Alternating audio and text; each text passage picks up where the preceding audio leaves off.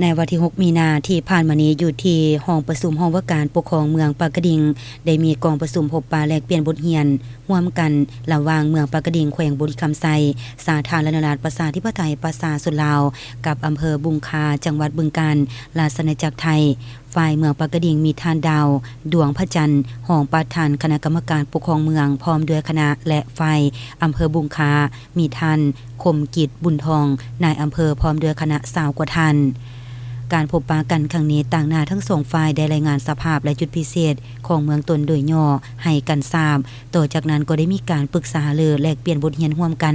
บางหัวข้อที่สำคัญเป็นต้นแม่นการร่วมมือด้านความมั่นคงทั้งสองเมืองในการป้องกันความสงบตามแนวชายแดนการปราบปรามยาเสพติดและสิ่งผิดกฎหมาย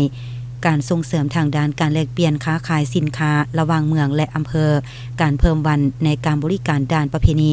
และการส่งเสริมความสัมพันธไมตรีอันดีงามระหว่างประชาชนทั้งสองฝากฟังเมืองปากกระดิ่งและอำเภอบุงคาซึ่งผู้แทนทั้งสองฝ่ายต่างก็ได้ประกอบคำคิดคำเห็นโดยได้ยกเอาสภาพความจำเป็นเปลี่ยนบอนอิงในการจัดตั้งปฏิบัติในสาเหตุให้สายพัวพันหัวมือระหว่างเมืองปากกระดิ่งและอำเภอบุงคาถูกต้องและสอดคล้องไปตามกฎหมายบ้านเมืองของสองประเทศ